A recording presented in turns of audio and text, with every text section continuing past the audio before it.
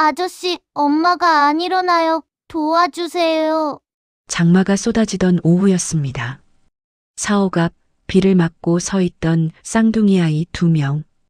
6살쯤 되어 보이는 아이가 젖은 손으로 무언가를 내밀었죠. 음표 모양 목걸이. 준서의 심장이 멈췄습니다. 그 목걸이는 7년 전 죽은 아내와 함께 사라졌던 물건이었으니까요. 이거 보여주면 아빠가 온댔어요. 아이의 한마디에 준서의 세상이 무너졌습니다. 대체 죽었다던 아내와 지금 눈앞에 이 아이들에겐 무슨 일이 있었던 걸까요?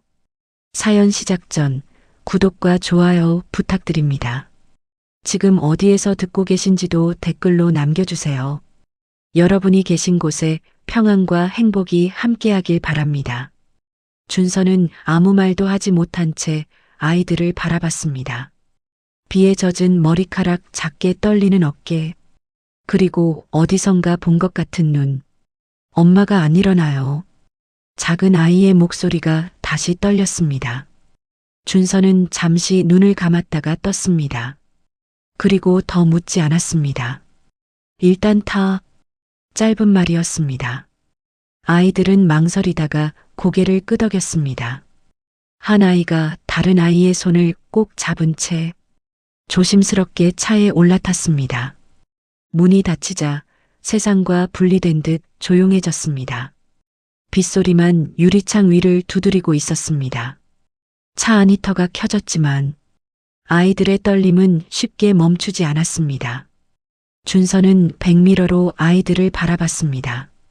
그리고 그 순간 손이 핸들 위에서 멈췄습니다. 닮았다. 이상하리만큼 선명하게. 아이의 눈매, 입술, 그리고 시선을 피하는 버릇까지 지워버렸다고 생각했던 기억이 순간적으로 떠올랐습니다. 준서는 아무 말 없이 손에 쥐고 있던 목걸이를 다시 들어 올렸습니다. 젖은 은빛 표면이 차 안조명에 희미하게 반짝였습니다. 이거, 아이들을 향해 조용히 물었습니다. 어디서 났어? 아이들은 서로를 바라봤습니다. 잠시 망설이다가 작은 아이가 입을 열었습니다.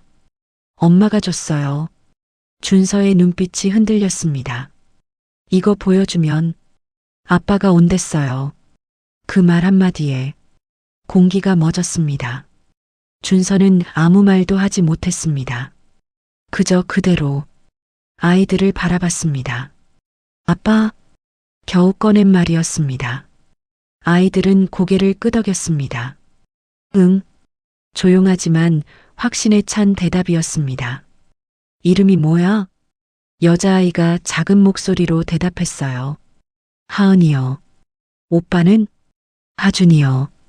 준서의 시선이 다시 목걸이로 떨어졌습니다. 이건 분명 자신이 직접 건넸던 것이었습니다. 7년 전 세상 단 한 사람, 아내에게 준 것이었죠. 차 안에는 빗소리만 계속해서 흐르고 있었습니다. 준서는 시동을 걸지 못한 채 한참을 그대로 앉아 있었습니다. 그때였습니다. 뒷좌석에서 작은 목소리가 다시 들렸습니다. 아빠 맞죠? 준서는 눈을 감았습니다. 그리고 아주 천천히 다시 떴습니다. 대답은 아직 하지 못했습니다. 하지만 이미 돌아갈 수 없는 지점까지 와 있었습니다. 배준서 38살. 대한민국 최대 음반 엔터테인먼트 그룹의 회장이었습니다.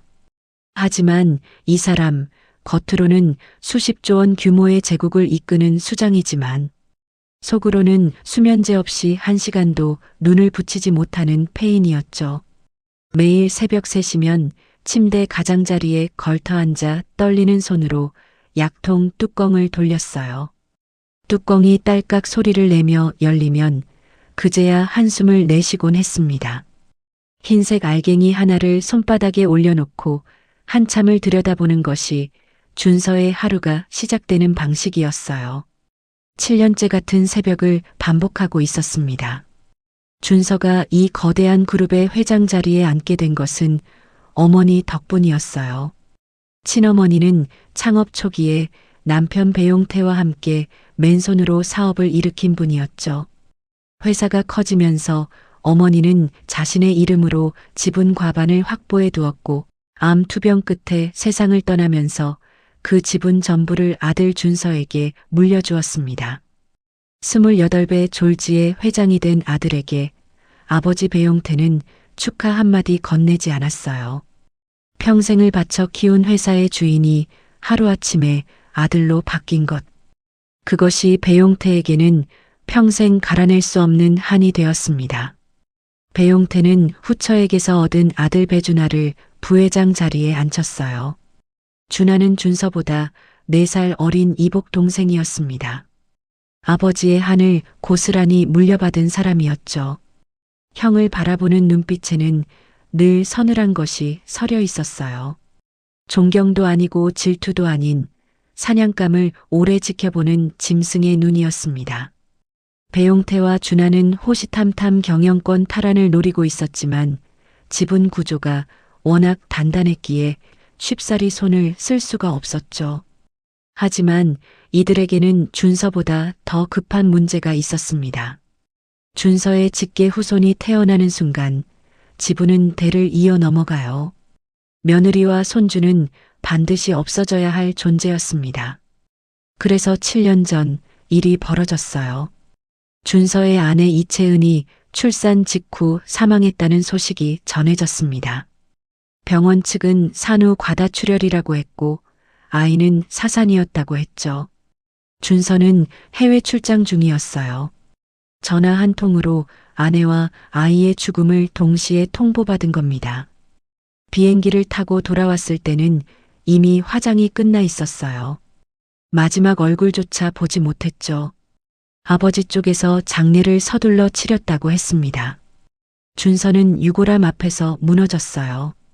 그때부터 불면증이 시작되었습니다.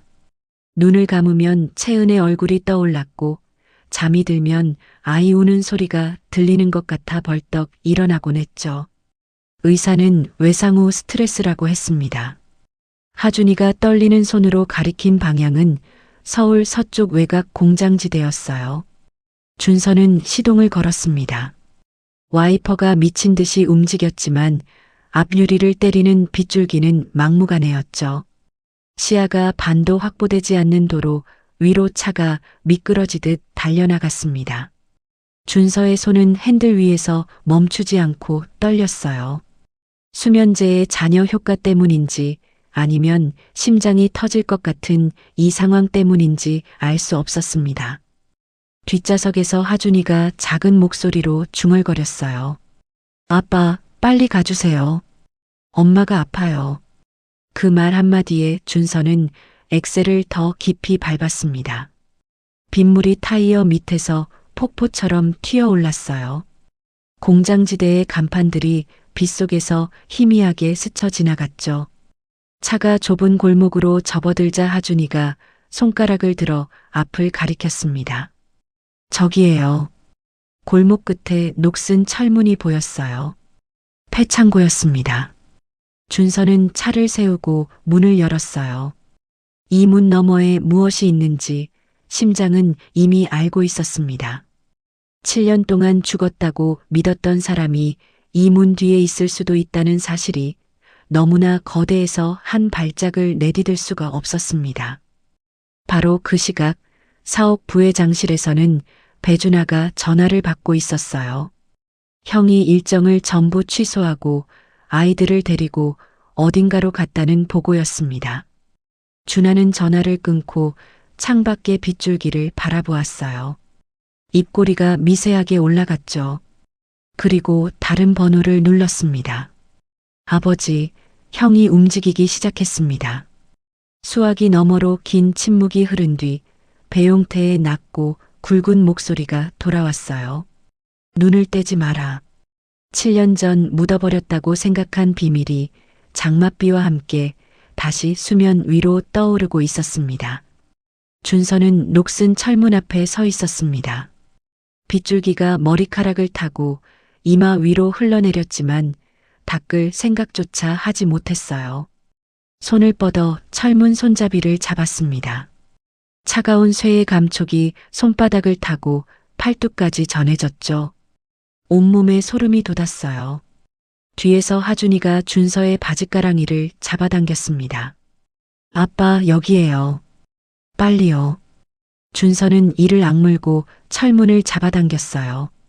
녹슨 경첩이 끼익하고 비명을 질렀습니다. 그 소리가 텅 빈 폐창고 안쪽까지 울려 퍼졌죠.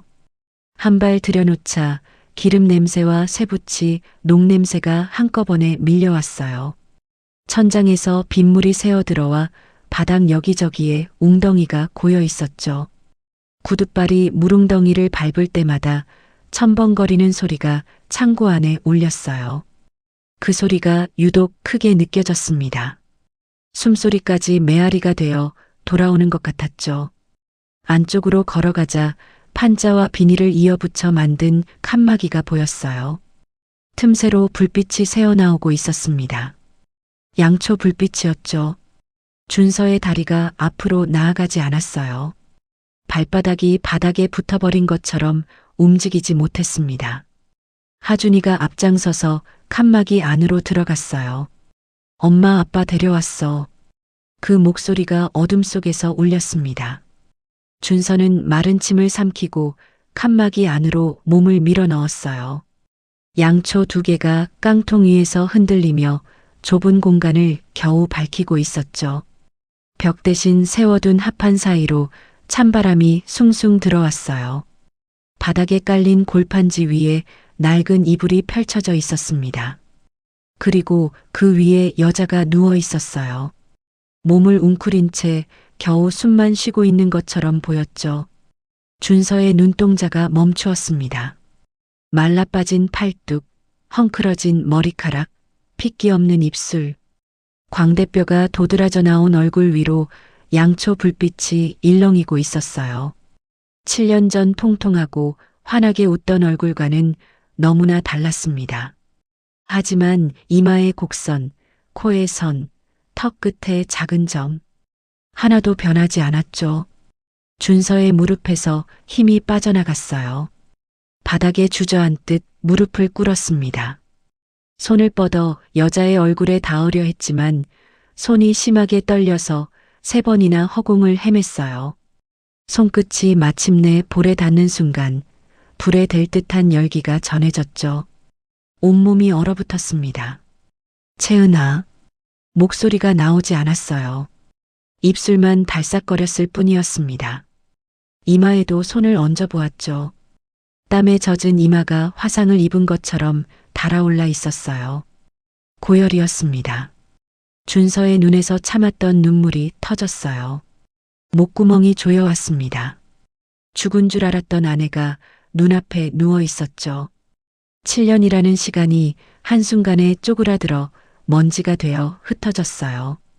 유골함 앞에서 통곡했던 그날, 빈 침대를 바라보며 약통을 열었던 수천 번의 새벽.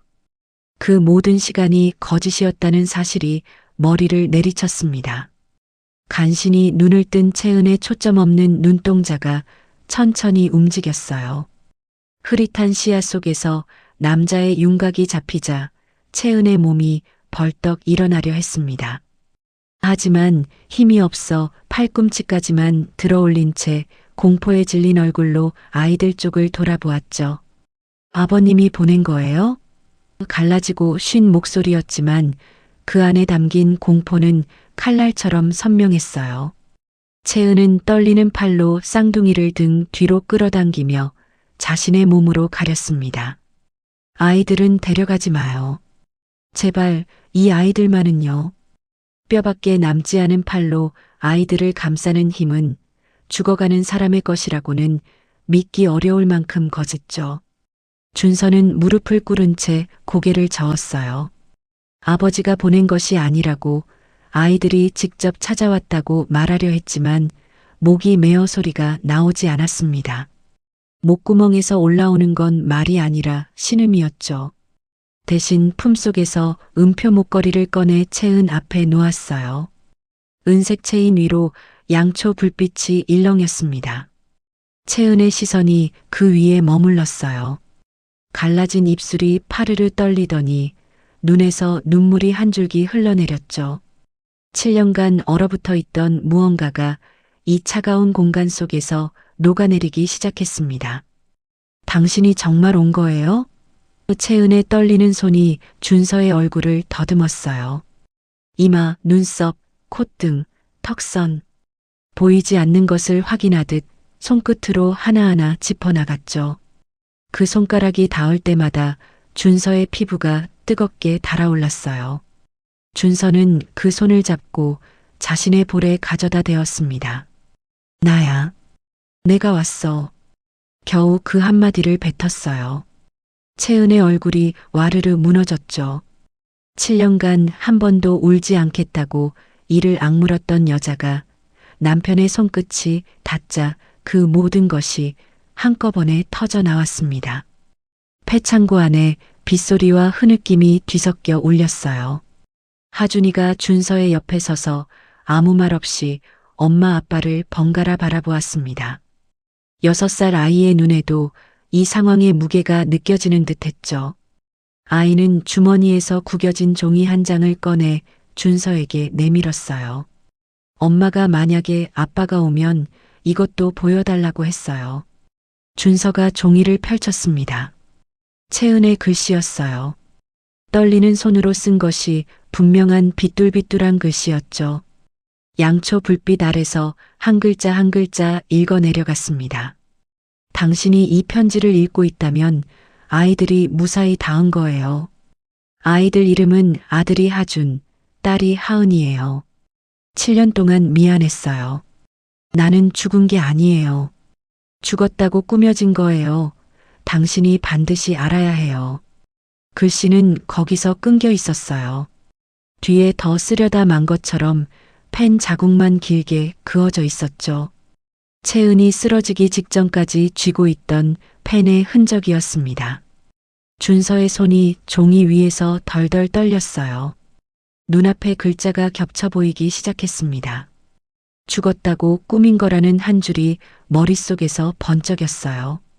7년 전 병원에서 들었던 산후 과다출혈이라는 말, 사산이라는 말, 그 모든 것이 꾸며진 것이었다는 뜻이었죠. 누가, 왜? 머릿속이 소용돌이쳤습니다. 하지만 답은 이미 알고 있었어요. 채은이 눈을 뜨자마자 시아버지의 이름을 먼저 꺼낸 것이 증거였죠. 관자놀이에 핏줄이 붉어졌습니다. 이를 악물자 턱뼈가 뻐근하게 아파왔어요. 분노가 발끝에서부터 치밀어 올라왔지만 지금은 그것보다 먼저 해야 할 일이 있었습니다. 준서는 떨리는 손으로 전화기를 꺼냈어요. 주치의에게 전화를 걸었습니다. 선생님, 지금 바로 와주셔야 합니다. 환자가 있어요. 고열이고 의식이 왔다 갔다 합니다. 주소를 불러주는 준서의 목소리는 갈라져 있었지만 또렷했어요. 전화를 끊고 채은 곁으로 돌아왔죠. 이불을 여미고 양초를 가까이 당기고 젖은 손수건으로 이마에 땀을 닦아주었습니다. 할 수 있는 것이 그것뿐이라는 사실이 가슴팍을 짓눌렀어요. 하은이가 엄마의 손등에 볼을 비비며 작게 노래를 불렀습니다. 멜로디를 알아들을 수 없는 아이가 혼자 만들어낸 듯한 노래였어요. 그 서툰 가락이 폐창고의 어둠 속에서 묘하게 따뜻했죠. 하준이는 엄마 손을 꼭 쥔 채 눈을 감지 않고 엄마의 얼굴만 지켜보고 있었어요. 준서는 그 모습을 바라보며 입술을 깨물었습니다. 피가 배어 나왔지만 아프지 않았어요. 이 아이들은 7년 동안 이렇게 엄마를 지켜온 겁니다. 6살짜리가 이 어둡고 차가운 곳에서 엄마의 손을 잡고 버텨온 거죠. 가슴이 찢어지는 것 같았습니다. 준서는 채은의 손을 잡았어요. 뜨겁고 마른 피부 위로 눈물이 떨어졌습니다. 미안해. 7년 동안 몰랐어. 같은 말을 반복했어요. 채은의 손가락이 미세하게 움직여 준서의 머리카락을 쓸었죠. 의식이 오락가락하는 와중에도 남편의 체온을 느낀 것이었습니다. 그 작은 손짓 하나에 준서의 흐느낌이 더 깊어졌어요. 새벽 2시가 넘은 시각, 준서는 채은의 손을 놓지 못한 채 철문 쪽을 번갈아 쳐다보고 있었습니다. 손바닥에서 땀이 배어났고 심장은 갈비뼈를 부수려는 것처럼 요동쳤죠. 그때 철문 바깥에서 급한 발소리가 들렸어요. 가방을 든 주치의가 빗속을 뚫고 뛰어들어왔습니다. 주치의는 채은의 이마에 손을 대보더니 얼굴이 굳었어요. 아무 말 없이 가방을 열고 링거를 꺼냈습니다. 바늘이 채은의 팔뚝에 들어가는 순간 준서의 온몸이 움찔했어요. 해열제가 투여되고 나서야 주치의가 준서를 돌아보았죠. 회장님, 영양 상태가 극도로 나쁩니다. 지금 당장 옮겨야 합니다. 하지만 병원에 기록이 남으면 아버지 쪽 사람들 귀에 들어갈 수 있었죠. 병원은 안 됩니다. 선생님이 직접 치료할 수 있는 곳으로요. 주치의는 잠시 준서의 눈을 들여다보더니 고개를 끄덕였어요. 제 자택에 장비가 있습니다. 거기로 모시죠. 준서는 채은을 안아 올렸습니다. 팔에 실리는 무게가 너무 가벼웠어요. 뼈와 피부만 남은 것 같았죠. 7년 동안 아이 둘을 먹이면서 자기 몸은 이렇게 깎아낸 거라는 생각에 턱이 떨렸습니다. 쌍둥이를 뒷좌석에 태우고 차가 출발했어요. 채은의 숨소리가 거칠었죠. 들이쉴 때마다 가슴에서 그르렁거리는 소리가 올라왔어요. 그 소리에 심장이 쪼그라드는 것 같았습니다. 뒷좌석에서 하준이가 여동생의 머리를 무릎에 눕히고 있었어요. 하은이는 지쳐서 잠이 들었지만 하준이만 눈을 감지 않고 있었죠. 주치의 자택에 도착했을 때 채은의 체온은 40도를 넘기고 있었어요. 링거가 교체되고 항생제가 투여되었습니다. 준서는 침대 옆 바닥에 무릎을 꿇고 앉아 채은의 손을 잡았어요. 그 손을 이마에 대고 눈을 감았습니다. 이틀이 지났어요. 채은의 열이 서서히 잡히기 시작했습니다. 준서는 침대 옆 의자에서 고개를 떨군 채 잠들어 있었죠. 눈 밑에 짙은 그림자가 내려앉아 있었고 턱에는 수염이 거뭇하게 자라 있었어요. 채은이 눈을 떴습니다. 고개를 돌려 남편의 초췌한 얼굴을 보았어요. 이틀 동안 한 발짝도 떠나지 않았다는 걸 그 얼굴이 말해주고 있었죠. 채은의 눈에서 조용히 눈물이 흘러내렸습니다.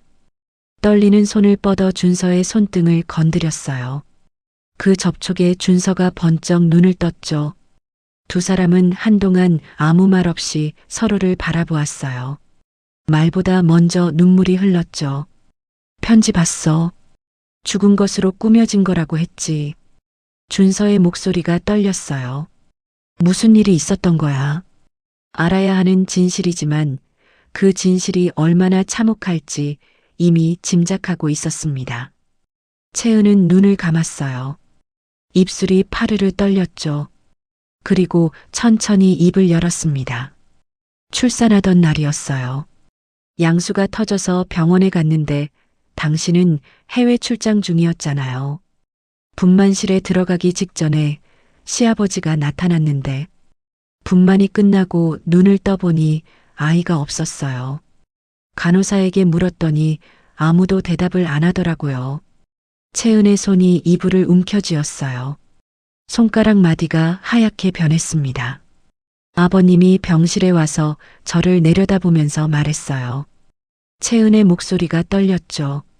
준서의 핏줄이 태어나면 지분이 영원히 넘어간다. 며느리, 나를 원망하지 마라. 사업이란 게 그런 거다. 준서의 주먹이 무릎 위에서 부들부들 떨리기 시작했어요. 관자놀이의 핏줄이 붉어졌습니다. 이를 악물자 턱뼈가 뻐근하게 아파왔죠. 하지만 채은의 이야기는 거기서 끝나지 않았어요. 가짜 사망 진단서를 만들었더라고요. 채은의 눈에서 눈물이 흘러내렸습니다. 산후 과다출혈로 사망. 아이는 사산. 병원 원장이 아버님 손에 있었어요. 채은이 숨을 골랐어요. 입술이 떨려서 말이 끊겼죠. 저를 실은 차는 공항으로 갔어요. 아이들은 따로 차에 실렸고요. 준서의 숨이 멈추었어요. 아이들, 따로. 그 두 단어가 모처럼 머리에 박혔죠. 해외 고아원으로 보내려 했어요. 아이 둘 다요. 채은의 목소리가 갈라졌습니다. 공항 대기실에서 정신을 차렸고 아이를 빼앗기면 안 된다는 생각밖에 없었어요. 화장실에 간다고 하고 도망쳤어요. 준서는 그 장면을 상상했어요. 출산 직후의 몸으로 봉합자리에서 피가 배어나오는 상태로 공항 복도를 뛰었을 채은의 모습? 아이들은 어떻게 찾은 거야? 준서의 목소리가 떨렸어요. 공항 주차장에 세워둔 차 안에 있었어요. 운전기사가 자리를 비운 사이에 차 문을 열고 아이 둘을 안고 뛰었어요. 채은의 몸이 떨리기 시작했습니다. 7년 전 그 밤의 공포가 되살아나고 있었어요. 이불 위 채은의 손이 하얗게 질려 있었죠. 그 뒤로 7년이에요. 채은이 천장을 바라보며 말했어요. 당신한테 연락하고 싶어서 미칠 것 같았어요. 근데 전화 한 통이면 시아버지가 알게 될 거잖아요. 그러면 아이들이 위험해지니까. 준서는 아무 말도 할 수 없었어요. 목구멍이 막혀버린 것 같았죠. 신분증도 없이 살았어요. 한 곳에 오래 있으면 들킬까봐 계속 옮겨 다녔어요. 채은의 목소리가 점점 가늘어졌어요. 매일 밤 아이들한테 아빠 이야기를 해줬어요. 아빠가 얼마나 좋은 사람인지 이 목걸이를 보여주면 꼭 올 거라고. 채은이 준서를 바라보았죠. 눈물이 볼을 타고 흘러내렸어요. 그래서 아이들이 간 거예요. 엄마가 쓰러지니까 목걸이를 들고 아빠를 찾으러. 그 말이 준서의 가슴팍에 불덩이처럼 떨어졌습니다. 참았던 울음이 터졌어요. 고개를 숙이고 이를 악물었지만 소용이 없었죠. 그런데 누가 실물을 지휘했어? 준서가 흐느끼면서도 물었어요. 채은이 준서를 바라보았죠. 눈빛이 흔들렸어요. 준하 도련님이었어요. 그 이름이 방한 공기를 얼음장으로 바꿔버렸습니다. 공항까지 차를 수배한 것도, 해외 고아원에 연락한 것도, 병원 원장에게 돈을 건넨 것도 전부 준하 도련님이었어요. 채은의 목소리가 단단해졌어요. 시아버지가 지시하고 도련님이 실행한 거예요. 준서의 이가 맞물렸어요. 손톱이 손바닥에 파고들어 피가 배어 나왔지만 느끼지 못했죠. 아버지, 그리고 이복 동생. 그 두 사람이 짜고 아내를 죽은 것으로 위장하고 아이들을 해외로 보내려 했다는 사실에 분노를 넘어 구역질이 치밀어 올랐어요. 준서는 벌떡 일어나 창가로 걸어갔습니다. 주먹으로 벽을 쳤어요. 둔탁한 소리와 함께 손가락 마디에서 통증이 번졌죠. 한 번, 두 번, 세 번. 주먹에서 피가 났지만 멈추지 않았습니다. 여보, 채은이 떨리는 목소리로 불렀어요. 준서가 멈추었습니다.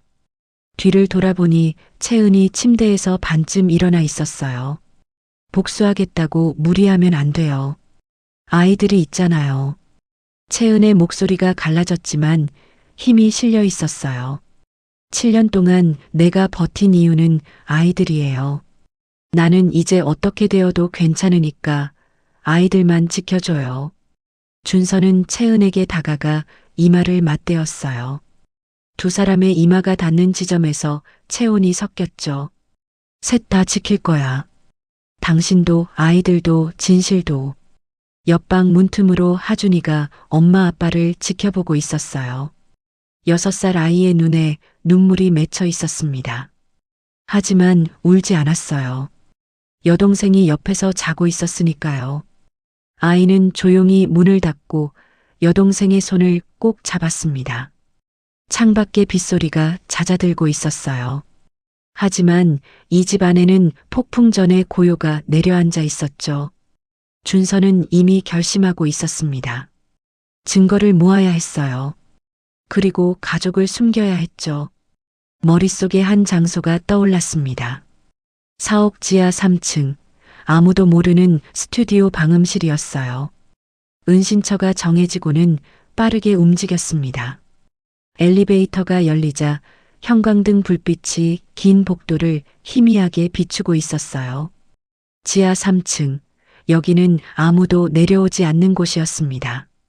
준서가 회장이 되고 나서 직접 설계한 스튜디오 방음실이 있는 곳이었죠. 음반 제작용으로 만들었지만 실제로 사용된 적은 한 번도 없었어요. 준서는 한 손으로 채은을 부축하고 다른 손으로 쌍둥이의 손을 잡은 채 복도를 걸었습니다. 네 사람의 발소리가 텅 빈 복도에 울렸어요. 그 소리가 유독 크게 느껴졌죠. 방음실 문을 열자 밀폐된 공간 특유의 무겁고 답답한 공기가 밀려왔어요. 하지만 안으로 들어서니 생각보다 넓었습니다. 녹음 부스와 조정실이 나뉘어 있었고 조정실 뒤편에는 소파와 간이 침대가 놓여 있었죠. 준서가 몇 달 전 밤샘 작업용으로 들여놓은 것이었어요. 이불과 베개도 있었습니다. 준서는 채은을 간이 침대에 눕혔어요. 매트리스에 등이 닿자 채은의 몸에서 긴장이 조금 풀리는 게 보였죠. 하은이가 엄마 옆에 바짝 붙어 누웠어요. 하준이는 방 안을 둘러보며 벽을 손으로 톡톡 두드렸습니다. 아빠, 여기 소리가 안 나와. 하준이가 신기한 듯 벽을 두드렸어요. 방음 처리된 벽이 소리를 삼키고 있었죠. 준서는 그 모습을 보며 가슴이 먹먹해졌습니다. 이 아이가 자신을 아빠라고 부르는 게 아직도 현실처럼 느껴지지 않았어요. 그래, 소리가 밖으로 안 나가. 그래서 안전해. 준서가 아이의 머리를 쓰다듬었습니다. 손바닥에 닿는 아이의 머리카락이 부드러웠어요. 눈시울이 뜨거워졌지만 꾹 참았습니다. 지금은 울 때가 아니었어요. 준서는 주치의에게 연락해 필요한 의약품과 의료 장비를 방음실로 옮겨달라고 했어요. 그리고 믿을 수 있는 비서 한 명에게만 식료품과 생필품을 부탁했습니다. 30분 뒤 비서가 커다란 봉지 2개를 들고 내려왔어요. 쌀, 즉석밥, 물, 아이들 옷, 칫솔, 수건. 비서가 봉지를 내려놓고 돌아가려는데 준서가 팔을 잡았습니다. 아무에게도 말하면 안 돼. 특히 부회장한테는 절대. 준서의 눈빛이 서늘했어요. 비서의 등에 소름이 돋았죠. 방음실에는 창문이 없었습니다. 밤인지 낮인지 알 수 없는 공간이었죠. 준서가 조정실 불을 끄자 천장의 비상등만 희미하게 빛났어요. 채은은 간이 침대에 누워 링거를 맞고 있었습니다. 주치의가 놓고 간 해열제가 효과를 보이기 시작했는지 이마의 열이 조금 내려갔어요. 쌍둥이는 소파에 나란히 누워 있었습니다. 하은이가 먼저 잠들었어요. 하준이는 한참을 뒤척이다가 작은 목소리로 물었죠. 아빠, 우리 여기서 얼마나 있어야 해? 준서의 입이 열리지 않았어요. 대답할 수 없었습니다. 얼마나 걸릴지 자신도 몰랐으니까요. 조금만 참아. 아빠가 다 해결할게. 준서가 아이의 이불을 여며 주었어요. 하준이가 고개를 끄덕이고 눈을 감았습니다. 그 작은 고개짓에 담긴 믿음이 준서의 가슴을 짓눌렀어요. 이 아이는 아빠를 처음 만난 지 사흘밖에 안 되었는데 이미 전부를 맡기고 있었죠. 그 믿음을 배신하면 안 됩니다. 준서는 조정실 구석에 앉아 노트북을 열었어요. 화면의 푸른 빛이 얼굴을 비추었습니다. 증거를 모아야 했죠. 7년 전의 일을 파헤치려면 어디서부터 시작해야 할까? 손가락이 키보드 위에서 멈추었어요. 머릿속이 복잡했습니다. 채은의 말을 하나하나 되짚었어요. 가짜 사망 진단서, 병원 원장, 공항, 해외 고아원. 준하가 실무를 지휘했다는 것. 이 모든 것을 증명하려면 사람이 필요했습니다. 준서는 연락처를 뒤졌어요. 7년 전 채은의 출산을 담당했던 병원. 그 병원의 원장은 아버지 쪽 사람이었지만 당시 분만실에 있었던 간호사들까지 전부 매수했을 리는 없었죠. 누군가는 진실을 알고 있을 거였어요. 그리고 공항 기록. 7년 전 그 날짜에 출국하려 했던 항공편 기록이 어딘가에 남아있을 수 있었습니다. 준서는 밤새 키보드를 두드렸어요. 새벽이 되자 눈이 충혈되어 화면에 글씨가 겹쳐 보이기 시작했습니다. 수면제를 먹지 않은 지 사흘째였어요. 원래라면 1시간도 버틸 수 없는 상태였죠. 하지만 이상하게도 잠이 오지 않았습니다. 눈을 감으면 채은의 말이 귓전에서 맴돌았어요. 준서의 핏줄이 태어나면 지분이 영원히 넘어간다. 그 한마디가 뇌를 때릴 때마다 졸음이 날아갔죠. 분노가 수면제보다 강했습니다. 이틀째 되는 날 주치의가 채은을 진찰하러 왔어요. 채은의 상태가 조금씩 나아지고 있었습니다. 열이 완전히 내렸고 링거 덕분에 탈수도 회복되었죠. 채은이 스스로 몸을 일으켜 앉을 수 있게 되었어요.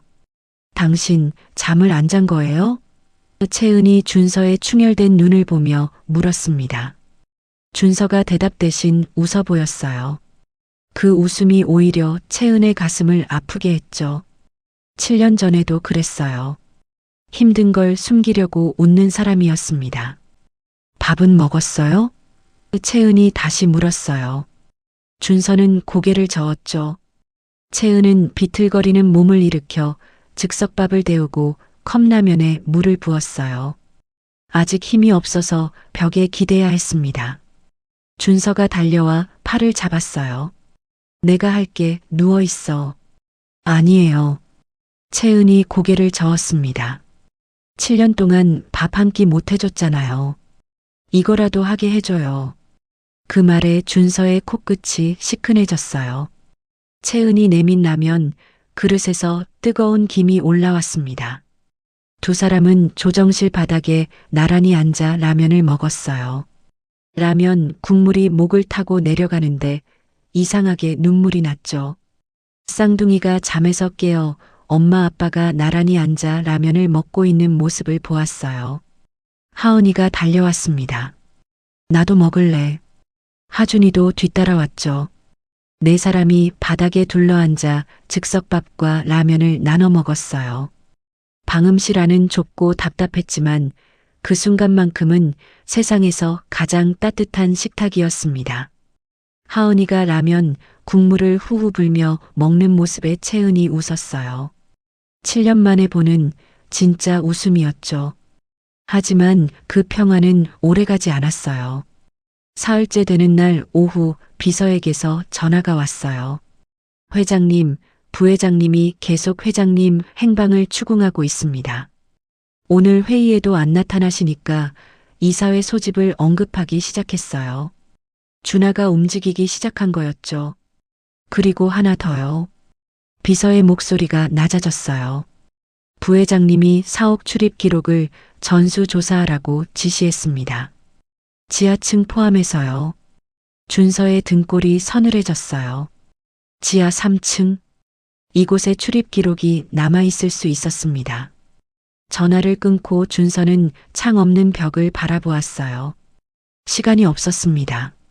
증거를 모으는 것도 중요하지만 그 전에 가족을 여기서 옮겨야 했죠. 준하가 출입 기록을 뒤지면 이 방음실이 발각되는 건 시간 문제였어요. 준서는 노트북을 닫고 일어섰습니다. 채은이 준서의 표정을 읽었어요. 7년을 숨어 살았던 여자는 위험의 냄새를 본능적으로 알아챘죠. 옮겨야 해요? 채은이 먼저 물었습니다. 준서가 고개를 끄덕였어요. 오늘 밤이야. 채은은 아무 말 없이 아이들의 짐을 챙기기 시작했습니다. 손은 떨렸지만 동작은 빨랐어요. 7년 동안 도망치는데 익숙해진 손이었죠. 하준이가 엄마를 올려다보며 물었어요. 또 이사야?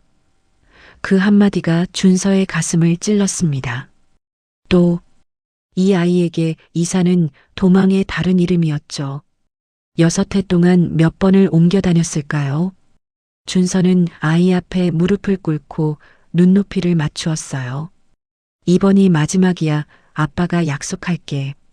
하준이가 준서의 눈을 똑바로 바라보았습니다. 6살 아이의 눈빛이 어른처럼 깊었어요. 진짜? 진짜야. 준서의 목소리가 갈라졌죠. 그 약속이 얼마나 무거운지 알고 있었습니다. 하지만 반드시 지켜야 할 약속이었어요. 방음실의 비상등이 희미하게 깜빡였습니다. 밤이 깊어지고 있었어요. 그리고 사옥 어딘가에서 준하의 눈이 점점 이쪽으로 좁혀지고 있었죠. 28층 부회장실. 배준하는 통유리 앞에 서서 서울의 야경을 내려다보고 있었어요. 한 손에는 위스키 잔이 들려 있었고 얼음이 잔 벽에 부딪히며 딸그락거리는 소리가 조용한 사무실에 울렸습니다. 준하의 입꼬리가 미세하게 올라가 있었어요. 형이 사라진 지 나흘째였죠. 회의에도 나타나지 않고 전화도 받지 않고 비서를 통해서만 결제 서류가 올라오고 있었습니다. 뭔가 냄새가 났어요. 코끝을 간지리는 정도가 아니라 등골을 타고 올라오는 직감이었죠. 출입 기록 가져왔나? 준하가 뒤도 돌아보지 않고 말했어요. 문 앞에 서 있던 남자가 고개를 숙이며 서류철을 내밀었습니다. 준하가 사옥 곳곳에 심어둔 끈앞풀 중 한 명이었죠. 보안팀 소속이었지만 실제로는 준하의 눈과 귀 역할을 하는 사람이었어요. 여기 있습니다. 부회장님. 최근 일주일간 전층 출입 기록입니다. 준하가 서류철을 받아들었어요. 위스키 잔을 탁자에 내려놓고 한 장 한 장 넘기기 시작했습니다. 손가락이 빠르게 움직였어요.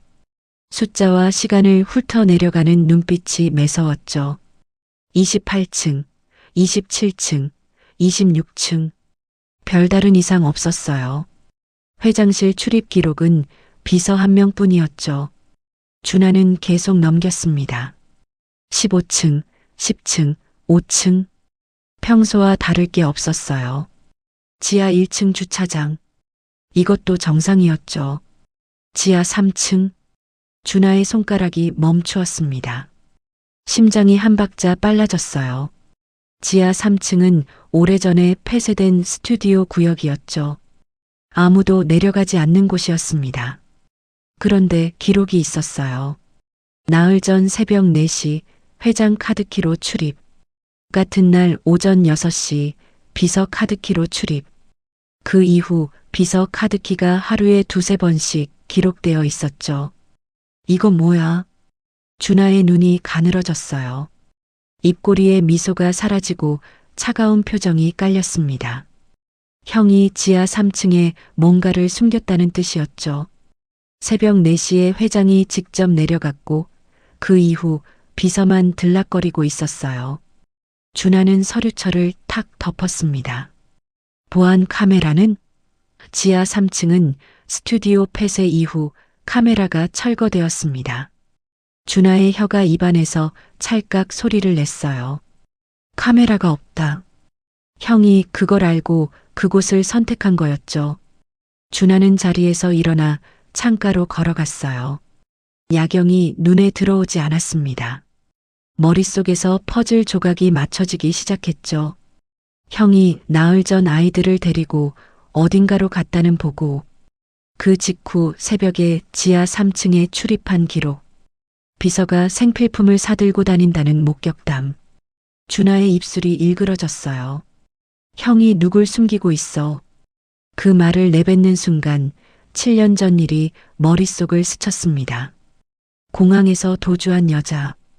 그때 끝냈어야 할 일이 아직 끝나지 않았을 수도 있다는 생각이 등골을 타고 올라왔죠. 준하의 손가락이 탁자 위를 두드렸어요. 톡, 톡, 톡. 규칙적인 리듬이었지만 그 안에 초조함이 배어 있었습니다. 형은 바보가 아니었어요. 오히려 자기보다 머리가 좋은 사람이었죠. 그런 형이 회의도 빠지고 전화도 안 받고 지하 3층에 뭔가를 숨기고 있다면 그건 보통 일이 아니었습니다. 준하는 위스키 잔을 들어 한 모금 마셨어요. 차가운 액체가 목을 타고 내려갔지만 속은 뜨겁게 달아올랐죠. 아버지에게 전화를 걸었습니다. 신호음이 2번 울리고 배용태의 굵은 목소리가 들렸죠. 아버지, 형이 지하 3층 스튜디오에 뭔가를 숨기고 있습니다. 수화기 너머로 짧은 침묵이 흘렀어요. 배용태의 숨소리가 조금 거칠어진 게 느껴졌죠. 뭘 숨기고 있는데 아직 확인 못했습니다. 하지만 나흘 전부터 비서가 생필품을 사서 내려가고 있어요. 사람을 숨기고 있는 겁니다. 다시 침묵이 흘렀어요. 준하는 수화기를 귀에 바짝 대었죠. 아버지의 숨소리가 한 번 크게 들렸습니다. 그 여자야. 배용태의 목소리가 낮게 깔렸어요. 3글자에 담긴 확신이 전화선을 타고 전해졌죠. 준하의 눈동자가 흔들렸습니다. 설마 살아 있었다는 겁니까? 7년 전에 공항에서 놓쳤잖아. 아이들까지 들고 튀었지. 배용태의 목소리에 분노가 실리기 시작했어요. 그때 내가 확실하게 처리했어야 했어. 준하의 손이 전화기 위에서 하얗게 질렸죠. 7년 전 공항 주차장에서 갓 태어난 아이들과 출산 직후의 여자가 사라진 그 순간이 떠올랐어요. 확인해. 배용태의 목소리가 칼날처럼 날카로웠어요. 그 여자가 살아있으면 아이들도 살아있다는 뜻이야. 아이들이 살아있으면 지분이 넘어가 알겠나? 준하의 이가 맞물렸습니다. 알겠습니다. 전화를 끊고 준하는 한참 동안 전화기를 들여다보았어요. 화면에 비친 자기 얼굴이 낯설었죠. 7년 전 자신이 저지른 일의 잔해가 지금 이 순간에도 살아 숨쉬고 있었어요. 준하는 끈아풀에게 돌아섰습니다. 내일부터 비서를 미행해. 어디를 가는지, 뭘 사는지, 누굴 만나는지 전부 보고해. 끈아풀이 고개를 숙이고 나갔어요. 34살. 형보다 4살 어린 이복동생. 어머니가 다른 형에게 빼앗긴 회장 자리를 되찾는 것이 인생의 목표였죠. 아버지가 시키는 일이라면 뭐든 했어요. 7년 전에도 그랬습니다. 형수를 죽은 것으로 만들고 아이들을 해외로 보내려 한 것도 전부 아버지의 지시였죠. 하지만 실행한 건 자신이었어요. 병원 원장에게 돈 봉투를 건넨 것도, 공항까지 차를 수배한 것도, 해외 고아원에 연락한 것도 전부 자기 손이었습니다. 그 손에 묻은 것을 떠올리면 손바닥이 가려웠어요. 사흘이 지났습니다. 끈아풀의 보고가 올라왔어요. 비서가 매일 같은 시간에 지하 3층으로 내려간다는 것, 봉지에 담긴 내용물이 쌀과 물과 아이 옷이라는 것, 그리고 한 번은 약국 봉투가 섞여 있었다는 것까지. 준하의 확신은 굳어졌죠. 그 여자가 만내 살아있었어. 서류를 탁자 위에 내려놓는 손이 미세하게 떨렸습니다. 이걸 아버지에게 보고하면 일은 커져요. 하지만 보고하지 않으면 나중에 자기 목이 날아가죠. 준하는 직접 확인하기로 했어요. 새벽 2시, 사옥은 텅 비어 있었습니다. 경비원 교대 시간에 맞춰 엘리베이터를 탔죠. 지하 1층, 2층을 지나 3층 버튼을 눌렀어요. 형광등이 깜빡이는 긴 복도가 나타났죠. 발소리를 죽이며 걸었습니다. 구둣발이 바닥에 닿을 때마다 심장이 한 박자씩 빨라졌어요. 복도 끝, 방음실 문 앞에 섰습니다. 귀를 대보았어요. 아무 소리도 들리지 않았죠. 방음 처리가 되어 있으니 당연한 거였지만 그 침묵이 오히려 확신을 주었어요. 안에 사람이 있다는 확신을요. 준하는 전화기를 꺼내 사진을 찍었어요. 문, 복도, 출입 단말기. 그리고 돌아섰습니다. 엘리베이터를 타고 올라가면서 아버지에게 메시지를 보냈어요. 확인했습니다. 지하 3층 스튜디오 방음실. 형이 사람을 숨기고 있습니다. 답장은 바로 왔죠. 한 글자였어요. 끝내. 준하는 전화기 화면을 한참 들여다보았습니다. 그 두 글자가 7년 전과 똑같은 무게로 가슴을 눌렀어요. 엘리베이터 문이 열리고 준하는 어둠 속으로 걸어나갔습니다. 같은 시각 방음실 안에서는 준서가 노트북 화면 앞에 앉아 있었어요. 화면에는 7년 전 채은이 입원했던 병원의 간호사 명단이 떠 있었죠. 3명의 이름에 밑줄이 쳐져 있었어요. 이 중 한 명이라도 증언해 준다면 모든 것이 달라질 수 있었습니다. 준서는 충혈된 눈으로 화면을 응시했어요.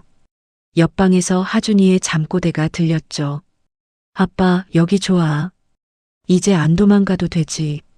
채은이 아이의 이불을 여미며 눈물을 삼켰습니다. 그 약속이 지켜지기에는 밤이 너무 짧았어요. 준서의 전화가 울린 건 자정을 넘긴 직후였어요. 화면에 비서의 이름이 떴습니다. 이 시간에 전화가 올 리 없었죠. 받는 순간 비서의 목소리가 다급하게 쏟아졌어요. 회장님, 지금 나가셔야 합니다.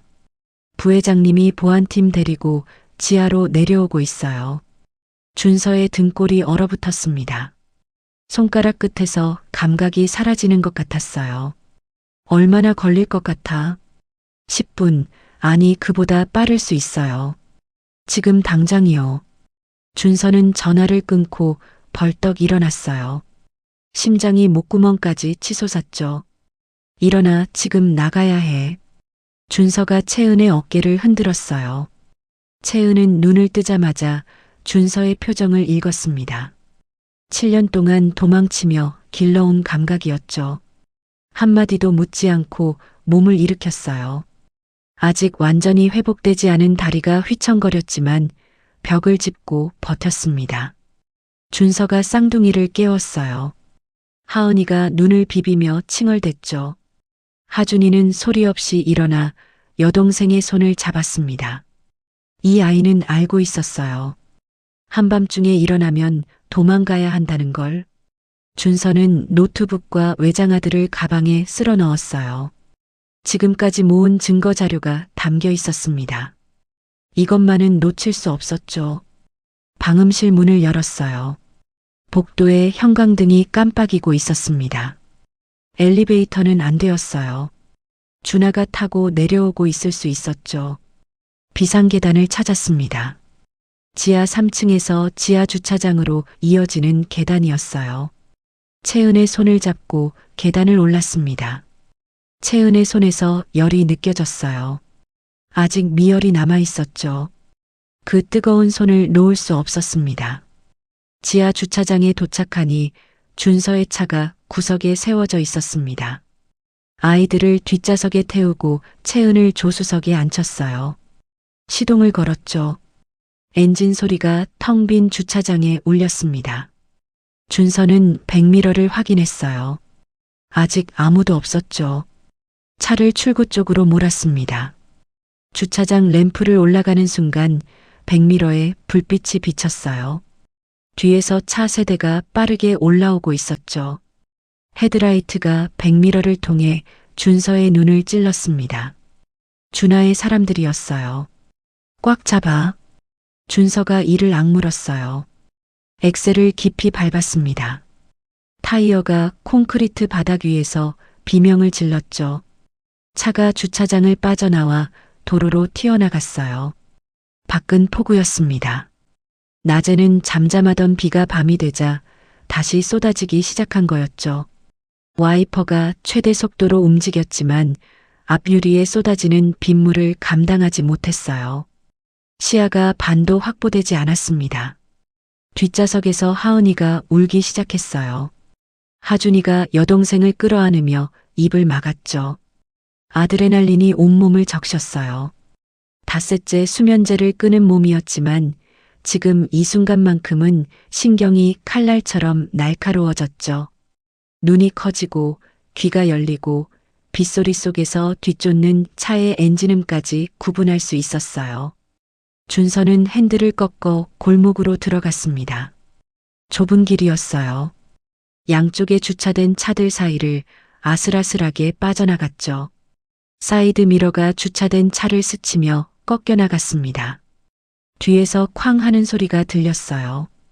추격하던 차 하나가 주차된 차를 들이받은 거였죠. 하지만 나머지 두 대는 여전히 따라오고 있었습니다. 골목을 빠져나와 큰 길로 접어들었어요. 시속 120, 빗길에서 미끄러질 수 있는 속도였죠. 타이어가 물 위를 달리는 것처럼 차체가 흔들렸어요. 준서는 이를 악물고 핸들을 잡았습니다. 맞은편에서 트럭이 경적을 울리며 스쳐 지나갔어요. 뒷좌석에서 아이들이 비명을 질렀습니다. 채은이 조수석에서 아이들 쪽으로 몸을 돌려 이불을 덮어주었어요. 괜찮아, 괜찮아. 채은의 목소리가 떨렸지만 아이들을 안심시키려 애썼죠. 서울 외곽으로 빠져나갔어요. 준서는 일부러 어두운 이면도로를 골랐습니다. 가로등이 드물고 좁은 길이었죠. 뒤쫓는 차들의 헤드라이트가 커브를 돌 때마다 조금씩 멀어졌어요. 이 일대 도로를 준서는 대학 시절부터 달렸습니다. 눈 감고도 갈 수 있는 길이었죠. 뒤쫓는 차들이 직진으로 빠져나가는 것이 백미러에 보였습니다. 불빛이 하나씩 사라졌어요. 하나, 둘, 마지막 하나까지 어둠 속으로 사라졌죠. 40분을 더 달렸습니다. 백미러에 아무것도 비치지 않았어요. 따돌린 거였죠. 준서는 한적한 국도변에 차를 세우고 숨을 내쉬었어요. 핸들 위에 이마를 대었습니다. 온몸이 땀에 젖어 있었죠. 비가 차 지붕을 두드리는 소리만 울렸습니다. 어둠 속에서 네 사람의 거친 숨소리가 뒤섞였죠. 하은이의 울음이 잦아들었어요. 하준이가 여동생을 안은 채 힘이 풀려 축 늘어졌습니다. 채은이 뒷좌석으로 몸을 돌려 아이들의 머리를 쓰다듬었어요. 끝났어, 다 끝난 거야. 채은의 목소리도 떨리고 있었지만 아이들 앞에서는 흔들리지 않았죠. 그때였어요. 준서의 손이 핸들에서 미끄러졌습니다. 긴장이 풀리는 순간 닷새간 쌓인 수면 부족이 댐이 무너지듯 한꺼번에 밀려왔어요. 추격을 따돌리기까지 아드레날린이 몸을 붙들고 있었지만 이제 그 아드레날린마저 바닥난 거였죠. 눈꺼풀이 납덩이처럼 무거워졌습니다. 귓속에서 윙하는 소리가 울렸어요. 시야가 좁아지더니 터널처럼 어두워졌죠. 팔에서 힘이 빠졌고 고개가 앞으로 꺾였습니다. 당신, 채은이 소리쳤어요. 준서의 어깨를 흔들었지만 반응이 없었죠. 완전히 의식을 잃은 거였습니다. 닷새 동안 1시간도 자지 못한 몸이 위험이 사라지자 그제야 쓰러져 버린 거였어요. 채은은 준서의 몸을 조수석 쪽으로 기울여 눕혔어요. 등받이를 뒤로 젖히고 이마에 손을 대보았죠. 열은 없었지만 식은 땀이 이마를 뒤덮고 있었어요. 심장은 뛰고 있었고 숨도 쉬고 있었습니다. 닷새간의 수면 부족이 몸을 강제로 잠재운 거였죠. 채은은 준서의 젖은 머리카락을 쓸어 넘기며 안도의 한숨을 내쉬었어요. 죽은 게 아니었습니다. 살아 있었어요. 그것만으로 충분했죠. 채은은 운전석으로 넘어갔어요. 핸들을 잡는 손이 떨렸어요. 하지만 꽉 쥐었어요. 7년 동안 이보다 더한 상황에서도 버텨왔으니까요. 새벽 공장 배달, 야간 대리운전, 새벽 시장 물건 운반. 밤길을 달리는 것은 채은에게 낯선 일이 아니었습니다. 어디로 가야 하지? 채은이 내비게이션 화면을 보았어요. 준서가 의식을 잃기 전에 입력해둔 주소가 떠 있었습니다. 외곽의 별장이었죠. 채은은 시동을 걸었습니다. 차가 어둠 속으로 미끄러져 나갔어요. 빗줄기 사이로 내비게이션 안내 음성이 울렸죠. 채은은 핸들을 잡고 앞만 보았어요. 뒷좌석에서 쌍둥이가 서로를 껴안은 채 잠이 들었어요. 조수석에서는 준서가 깊은 잠에 빠져 있었죠. 차 안에서 깨어있는 사람은 채은뿐이었습니다. 빗길을 달리는 와이퍼 소리, 타이어가 물을 가르는 소리, 그리고 가족의 숨소리. 눈시울이 뜨거워졌지만 참았습니다. 7년 동안 혼자서 모든 것을 버텨왔던 여자가 다시 한번 혼자서 이 밤을 버텨내고 있었어요. 핸들을 잡은 손등에 힘줄이 붉어졌습니다. 새벽이 올 때까지 채은은 절대 놓지 않을 거였어요. 별장에서의 사흘은 전쟁 전의 고요 같았어요. 준서는 도착하자마자 18시간을 내리 잠들었습니다. 채은이 이불을 덮어주고 아이들이 발소리를 죽이며 돌아다녔죠. 준서가 눈을 떴을 때 창밖으로 햇살이 쏟아지고 있었어요. 며칠 만에 본 햇빛이었습니다. 거실에서 채은이 아이들에게 즉석밥을 떠주고 있었어요. 하은이가 숟가락을 들고 오빠에게 반찬을 집어주는 모습이 보였죠. 준서는 문틀에 기대서서 그 풍경을 바라보았습니다. 평범한 가족의 아침 식사. 7년 동안 꿈에서도 그려보지 못했던 장면이었어요. 하지만 준서는 멈춰 있을 수 없었습니다. 노트북을 열고 증거 수집을 재개했어요. 7년 전 채은이 입원했던 병원의 간호사 3명 중 1명의 연락처를 찾아냈죠. 그 간호사는 이미 병원을 그만두고 지방에서 살고 있었어요. 준서는 전화를 걸었습니다. 신호음이 5번 울리고 여자의 목소리가 들렸어요. 준서가 자신이 누구인지 밝히자 전화 너머에서 숨소리가 거칠어졌죠. 그날 밤 일 기억하시죠? 준서의 목소리가 낮게 깔렸어요. 긴 침묵이 흐른 뒤 간호사가 입을 열었습니다. 기다리고 있었어요. 언젠가 이 전화가 올 줄 알았어요. 간호사의 증언을 녹음하고 파일로 저장했어요. 외장하드에 백업까지 마쳤죠. 그리고 공항 기록. 7년 전 그 날짜에 예약되었다가 취소된 항공편이 있었어요. 예약자 이름은 위조된 것이었지만 결제 카드는 준하의 법인카드였죠. 준서의 손이 떨렸어요. 증거가 하나씩 모이고 있었습니다. 하지만 시간이 없었어요. 준하가 이미 방음실을 발견했다면 다음 수를 두고 있을 거였죠. 나흘째 되는 날 저녁이었어요. 아이들이 잠든 뒤 준서와 채은은 거실 소파에 나란히 앉아 있었습니다. 창밖으로 별이 보였어요. 도시에서는 볼 수 없는 별이었죠. 내일 서울로 돌아가려고 준서가 말했어요. 채은이 고개를 돌려 준서를 바라보았습니다. 증거가 거의 다 모였어.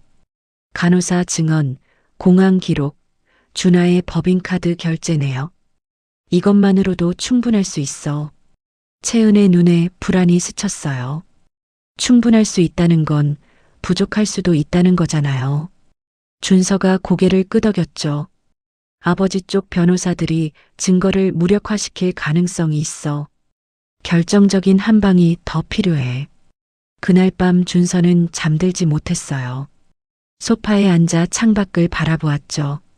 별이 하나둘 사라지고 있었습니다. 동이 트기 시작했어요.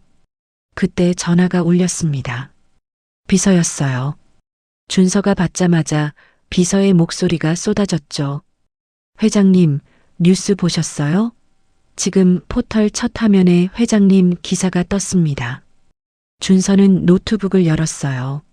화면을 보는 순간 눈앞이 하얘졌습니다. 속보.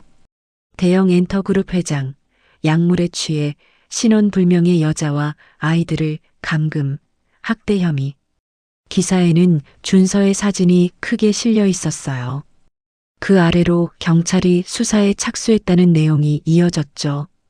손가락이 얼어붙었어요. 조작이었습니다. 배용태와 준하가 언론에 뿌린 거짓 기사였죠. 약물 중독자로 몰아서 경영 불능 상태를 만들겠다는 거였어요. 그 순간 채은의 비명이 별장 안에서 울렸습니다. 준서의 심장이 멈추었어요. 거실로 뛰어갔죠. 현관문이 열려 있었습니다. 차가운 새벽 공기가 밀려들었어요. 그리고 마당에 검은 승합차 2대가 서 있었죠. 남자 넷이 채은을 끌어내고 있었어요. 쌍둥이가 울며 엄마에게 매달렸어요. 하준이가 채은의 다리를 붙잡았지만 다른 남자가 아이를 들어 올려 차에 밀어 넣었습니다. 채은아, 준서가 뛰어나갔어요. 하지만 마당에 서 있던 남자 하나가 준서의 가슴을 밀쳤죠. 맨발이 자갈밭 위에서 미끄러졌어요. 넘어지면서 무릎이 자갈에 찍혔습니다. 통증이 번졌지만 느끼지 못했어요. 준아가 보냈지. 준서가 일어나며 소리쳤어요. 남자들은 대답하지 않았습니다. 승합차 문이 닫히고 엔진이 걸렸죠. 타이어가 자갈을 튀기며 출발했어요. 준서가 차를 향해 뛰었지만 이미 늦었습니다. 뒷유리 너머로 하준이의 얼굴이 보였어요. 아이가 주먹으로 유리를 두드리고 있었죠. 아빠. 소리는 들리지 않았지만 입모양이 선명했어요. 승합차가 새벽 어둠 속으로 사라졌습니다.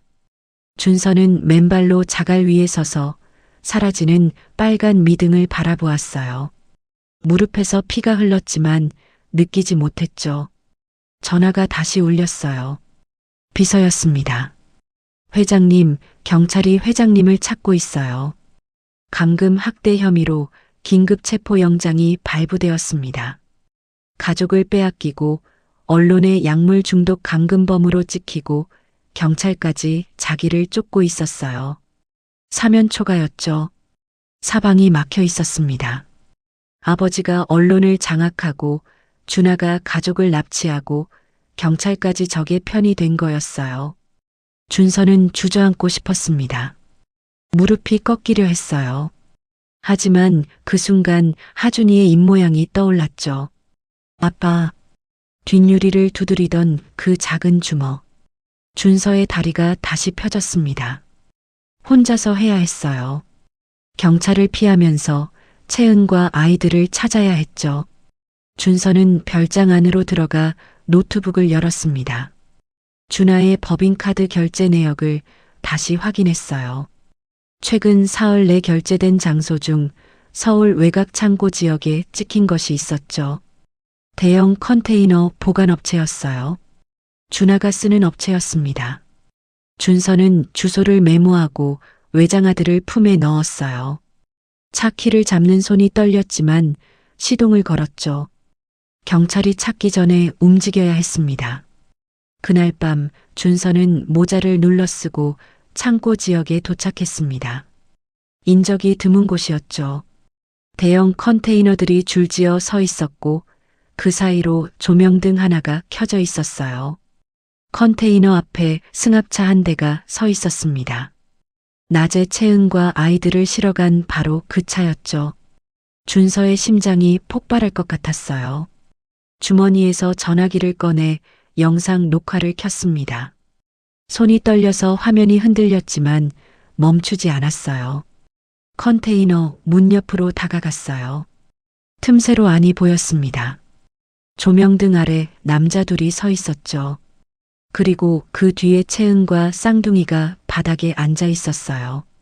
채은이 아이들을 양쪽에 끌어안고 있었습니다. 아이들의 얼굴이 공포로 하얗게 질려 있었죠. 그때 컨테이너 안쪽에서 익숙한 목소리가 들렸어요. 준하였습니다. 전화를 하고 있었죠. 준서는 전화기를 틈새에 바짝 대고 녹화를 계속했어요. 네, 아버지. 데리고 왔습니다. 여자랑 아이 둘 다요. 준하의 목소리가 선명하게 잡혔어요. 7년 전에 처리 못한 걸 이번에 확실하게 끝내겠습니다. 준서의 전신에 소름이 돋았죠. 준하가 아버지에게 보고하는 이 현장이 전화기에 고스란히 담기고 있었어요. 기사는 이미 뿌렸고요. 경찰도 형 쫓고 있으니까 방해받을 일 없습니다. 준하가 웃었어요. 그 웃음소리가 준서의 귓전에서 칼날처럼 울렸죠. 증거였습니다. 결정적인 증거. 녹화 시간이 3분을 넘기고 있었어요. 준서는 녹화를 멈추고 전화기를 품에 넣었어요. 그리고 컨테이너 문 앞에 섰습니다. 심호흡을 했죠. 문을 밀었어요. 안에 있던 남자들이 고개를 돌렸어요. 준하의 얼굴이 굳어졌죠. 형! 준서는 아무 말 없이 채은에게 걸어갔습니다. 남자 하나가 막아서려 했지만 준서가 그 남자의 어깨를 밀어냈어요. 채은 앞에 무릎을 꿇었죠. 가자. 한마디였습니다. 채은이 아이들을 일으켜 세웠어요. 준하가 소리쳤죠. 못 나가, 형. 지금 형은 끝난 거라고. 준서가 천천히 고개를 돌렸습니다. 준하의 눈을 똑바로 바라보았어요. 끝난 건 너야. 준서의 목소리가 차갑게 가라앉았죠. 품에서 전화기를 꺼내 화면을 준하에게 보여주었어요. 녹화된 영상이 재생되고 있었습니다. 준하의 얼굴이 하얗게 질렸죠. 아버지한테 보고하던 거 다 찍었어. 준서가 말했어요. 7년 전에 처리 못한 걸 확실하게 끝내겠다. 내가 한 말이지? 준하의 입이 벌어졌지만 소리가 나오지 않았어요. 준하의 눈동자가 빠르게 흔들렸어요. 그리고 이를 악물었습니다. 막아. 준하가 낮게 내뱉었죠. 남자 둘이 컨테이너 출구 앞에 나란히 섰어요. 팔짱을 끼고 길을 막았습니다. 준서는 채은의 손을 잡은 채 걸음을 멈추지 않았어요. 남자들과 한 걸음 거리까지 다가갔죠. 비켜. 준서의 목소리는 낮았지만 컨테이너 전체에 울렸어요. 남자들이 움찔했지만 자리를 지켰습니다. 준서가 전화기를 들어 올렸어요.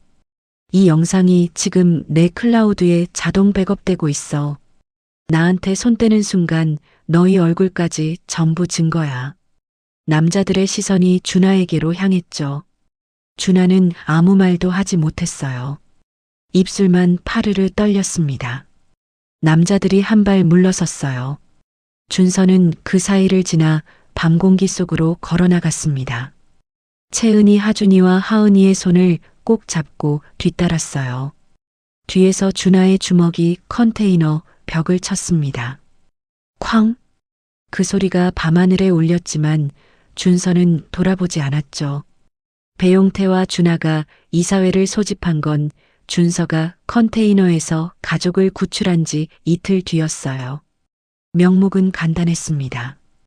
약물 중독과 감금 혐의로 수배 중인 회장은 경영 불능 상태이므로 해임한다.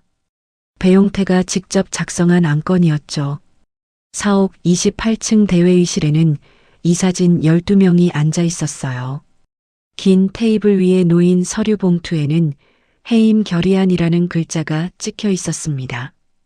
형광등 불빛이 차갑게 내려앉은 회의실은 장례식장처럼 조용했어요. 배용태가 상석에 앉아 있었습니다. 70을 넘긴 노인이었지만 눈빛만은 여전히 날카로웠죠. 양복깃을 바로잡는 손에 주름이 깊었지만 떨림은 없었어요. 그 옆에 준하가 앉아 있었습니다. 이틀 전 컨테이너에서 당한 수모가 아직 가시지 않았지만 오늘 그 빚을 갚을 수 있다고 믿고 있었어요. 형이 나타나지 못할 거라고 확신하고 있었습니다. 수배 중인 사람이 사옥에 들어올 수 없으니까요. 그럼 시작하겠습니다. 준하가 일어섰어요. 서류를 펼치며 말했죠.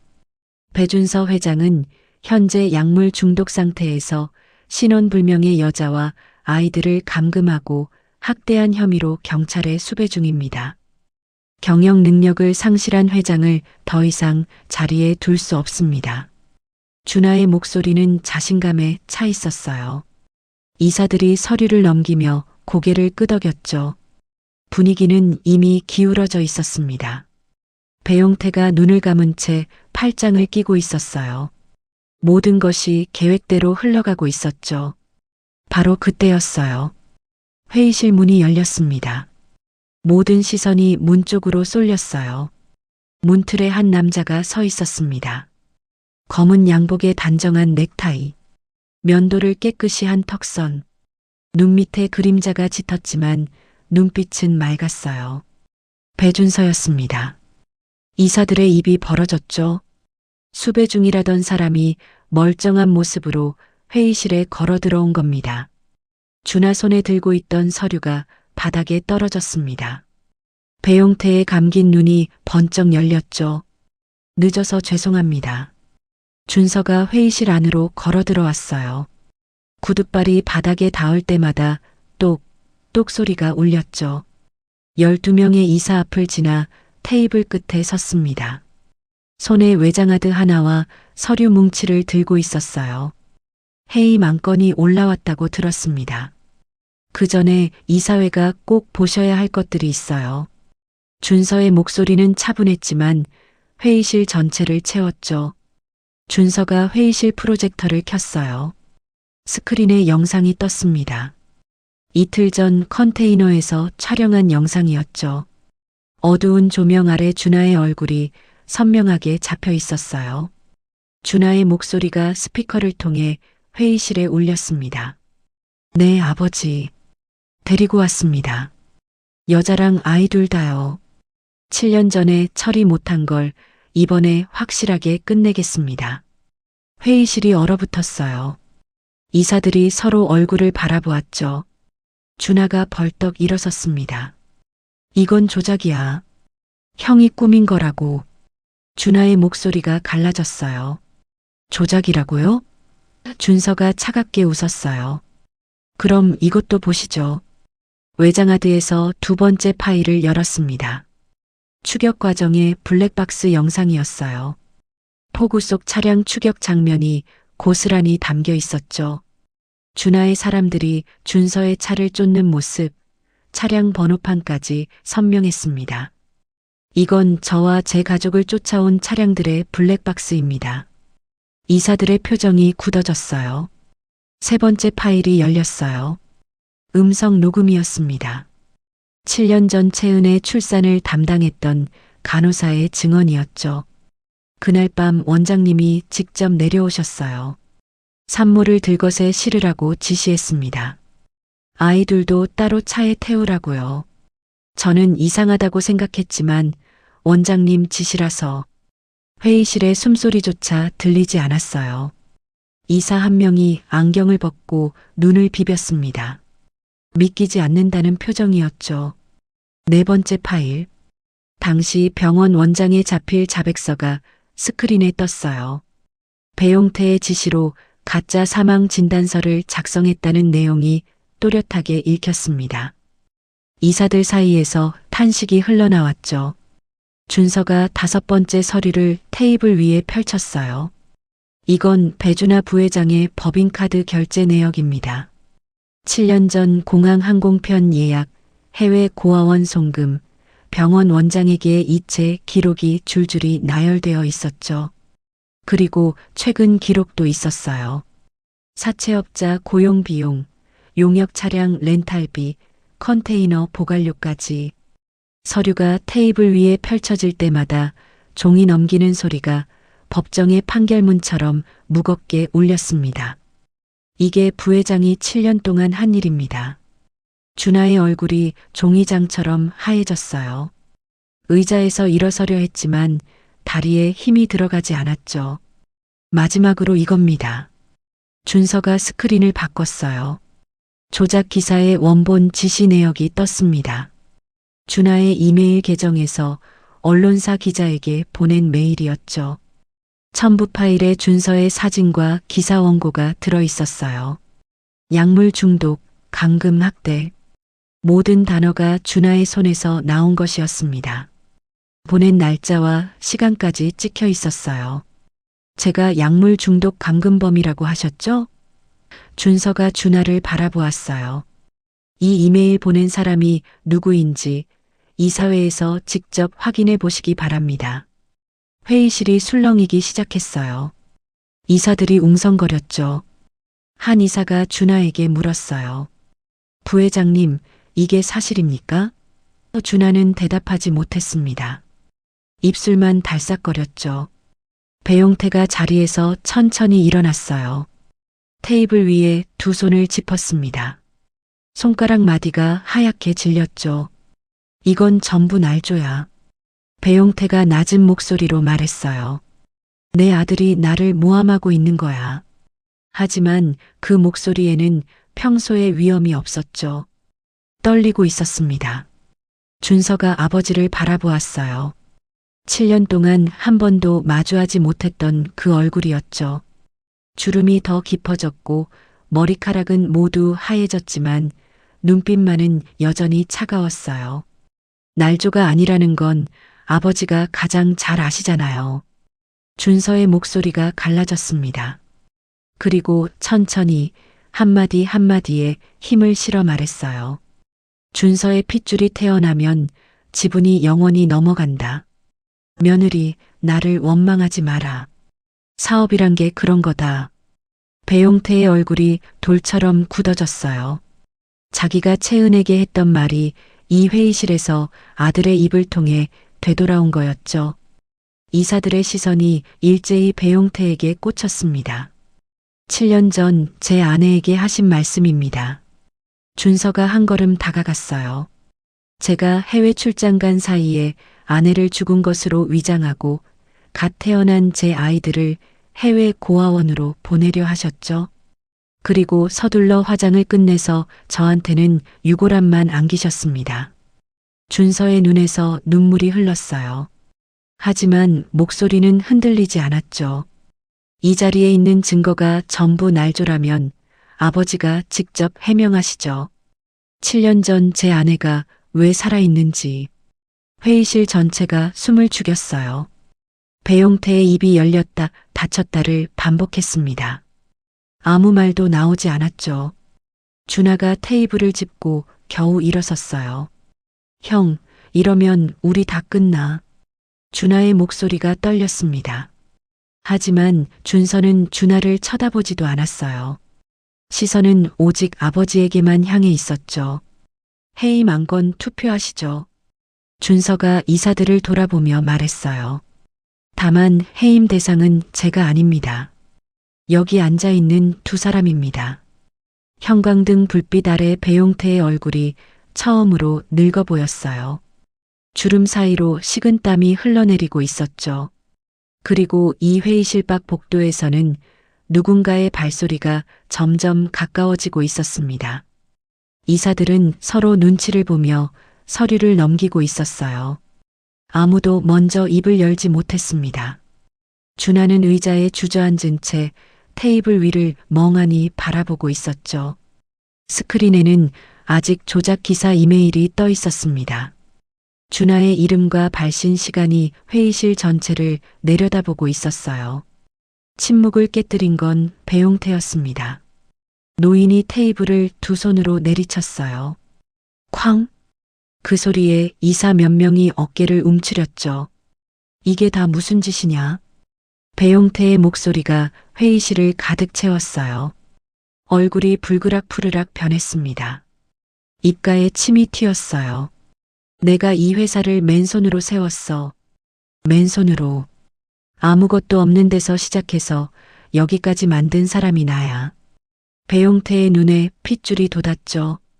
주먹이 테이블 위에서 부들부들 떨렸어요. 그런데 내 어미가 지분을 가져가고 그걸 또 내가 물려받아서 내 자리를 빼앗았지.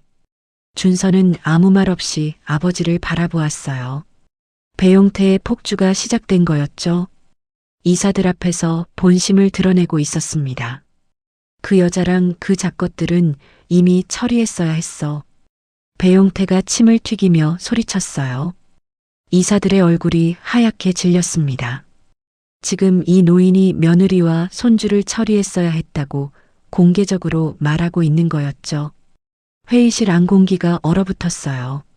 지분이 넘어가면 끝이야. 내가 평생을 바친 회사가 남의 손에 넘어가는 꼴을 어떻게 보고 있어. 배용태의 목소리가 점점 높아졌어요. 노인의 얼굴이 붉은색에서 자줏빛으로 변했습니다. 이성의 끈이 하나씩 끊어지고 있었죠. 준하가 배용태의 팔을 잡았어요. 아버지, 그만하세요. 지금 이러시면 안 됩니다. 하지만 배용태는 준하의 손을 뿌리쳤죠. 가만히 있어, 내가 할 말이 있어. 배용태가 준서를 향해 손가락을 들었어요. 내가 아무리 증거를 들이밀어도 이 회사는 내 거야. 내가 만든 거라고. 내 어미 지분 때문에 뺏긴 거지. 원래는 내 거야. 배용태의 목소리가 갈라졌습니다. 분노 뒤에 숨겨져 있던 한이 쏟아지고 있었어요. 준하가 한숨을 내쉬더니 의자 등받이에 기대 앉았어요. 그리고 비웃듯 웃었죠. 이가 드러나는 웃음이었습니다. 형, 어차피 형은 끝났어. 준하의 목소리가 달라져 있었어요. 아까까지 떨리던 목소리가 아니었습니다. 차갑고 건조한 톤이었죠. 수배 중인 사람이 이사회에 증거를 들고 나타났다고? 경찰이 곧 올 거야. 형이 여기서 뭘 해도 밖에 나가면 체포돼.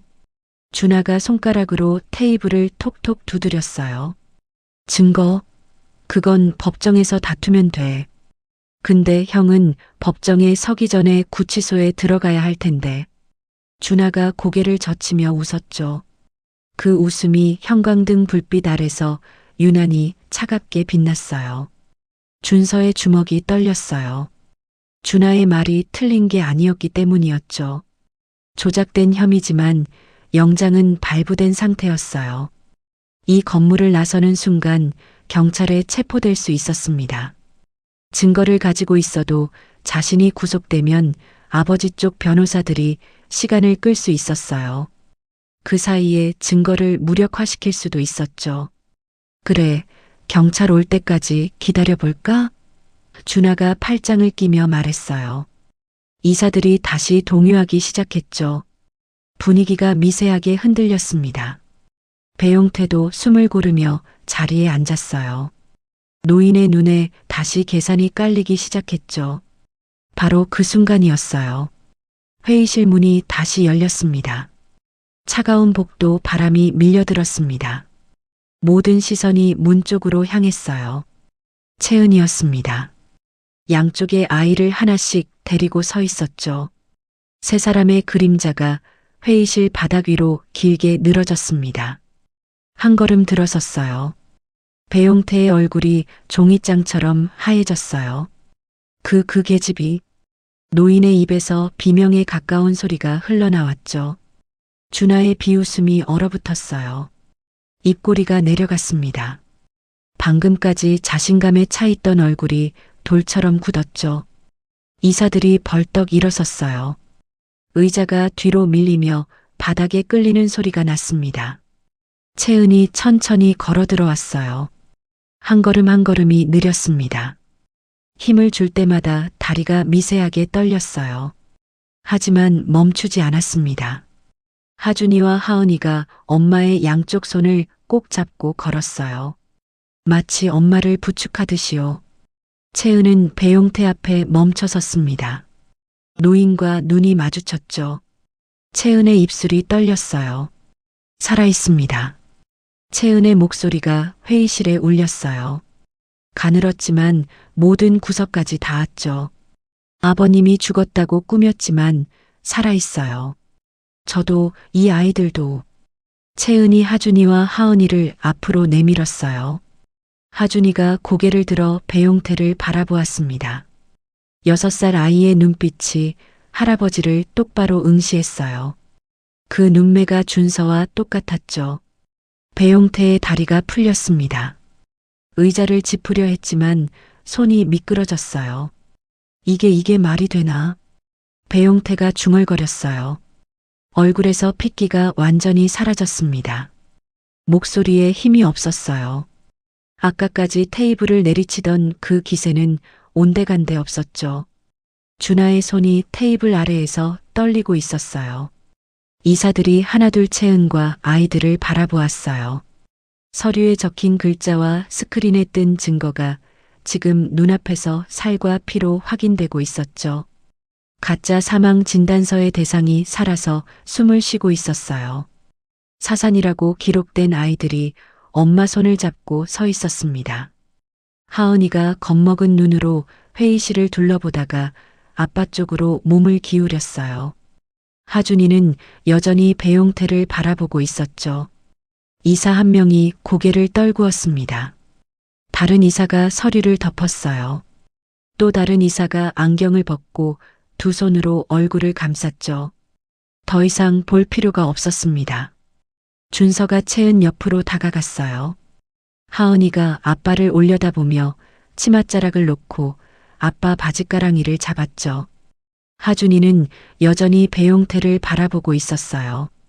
6살 아이가 무엇을 이해한 건지 알 수 없었지만 그 눈빛에는 두려움이 없었습니다. 준서가 채은의 손을 잡았어요. 뼈만 남은 손이었지만 그 손이 지금 이 회의실에서 가장 강한 증거였죠. 투표해 주십시오. 준서가 이사들에게 말했어요. 조용하지만 단단한 목소리였습니다. 네 식구가 나란히 서 있었어요. 마르고 초라한 모습이었지만 그 누구도 고개를 숙이지 않았죠. 회의실 문이 3번째로 열렸어요. 이번에는 양복을 입은 남자 4명이 들어왔습니다. 가슴에 검찰 마크가 달려 있었죠. 뒤따라 경찰 2명이 수갑을 들고 서 있었어요. 준서가 이사회에 증거를 공개하는 동안 비서가 검찰의 모든 자료를 동시에 전송해 둔 거였습니다. 컨테이너 영상, 블랙박스, 간호사 증언, 병원 원장 자백서, 법인카드 내역, 조작 기사 이메일. 검찰이 긴급 체포 영장을 발부받는 데는 2시간이면 충분했어요. 준서에게 걸려있던 수배 영장은 이미 취소된 상태였죠. 검찰 수사관이 배용태에게 다가갔어요. 배용태 씨 살인교사, 유기, 문서위조, 명예훼손 혐의로 긴급 체포합니다. 배용태는 의자에 앉은 채 미동도 하지 않았어요. 얼굴에 아무런 표정도 없었습니다. 분노도 공포도 사라진 텅 빈 얼굴이었죠.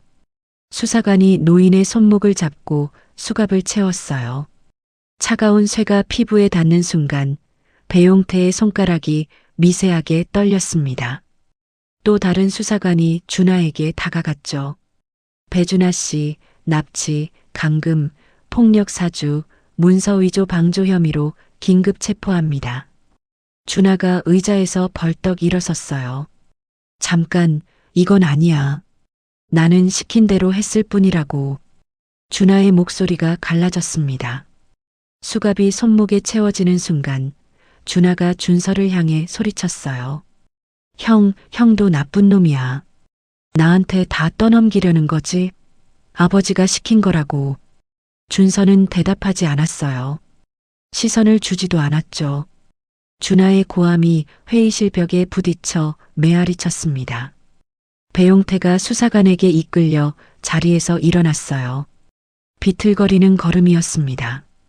회의실 출구 쪽으로 향하다가 문 앞에서 멈추었어요. 그리고 천천히 고개를 돌렸죠. 준서를 바라보았습니다. 무언가 말하려는 것 같았지만 소리가 나오지 않았죠. 그렇게 몇 초가 흘렀습니다. 결국 배용태는 고개를 돌리고 문 밖으로 나갔어요. 아들에게 건넬 말을 끝내 찾지 못한 거였죠. 준하는 끌려나가면서도 소리를 멈추지 않았어요.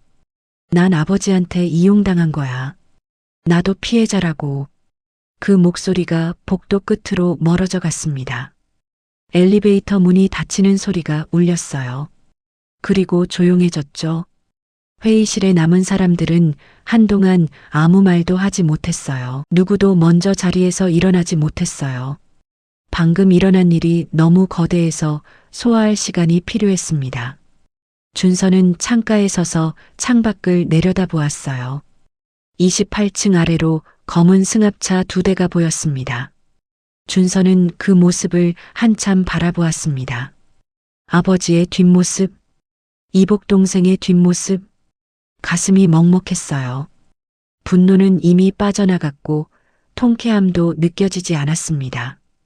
그 자리에 남은 건 텅 빈 허무함이었어요. 당신, 뒤에서 채은의 목소리가 들렸어요. 준서가 돌아보았습니다. 채은이 하준이와 하은이를 데리고 서 있었어요. 하은이가 아빠에게 달려왔죠. 준서의 다리를 안았습니다. 작은 팔이 허벅지를 감쌌어요. 하준이는 달려오지 않았어요. 대신 엄마 곁에 서서 아빠를 바라보았죠. 6살 아이의 얼굴에 안도가 번지고 있었어요. 입꼬리가 조금씩 올라갔습니다. 웃음이었어요. 처음 보는 아이의 웃음이었죠. 준서의 눈에서 눈물이 흘러내렸습니다. 채은이 다가왔어요. 준서의 앞에 섰습니다. 두 사람 사이에 말이 필요 없었어요. 준서가 품속에서 무언가를 꺼냈죠. 은색 체인에 매달린 음표 모양 펜던트. 폭우 속에서 하준이의 손에 들려 돌아왔던 세상에 하나뿐인 그 목걸이였어요. 준서의 손이 떨렸습니다. 체인을 펼쳐 채은의 목에 걸었어요. 돌아왔다. 준서가 말했어요. 목걸이를 가리키는 건지 채은을 가리키는 건지 아니면 잃어버렸던 모든 것을 가리키는 건지 알 수 없었습니다. 아마 전부였을 거예요. 채은이 목걸이 펜던트를 손끝으로 만졌어요.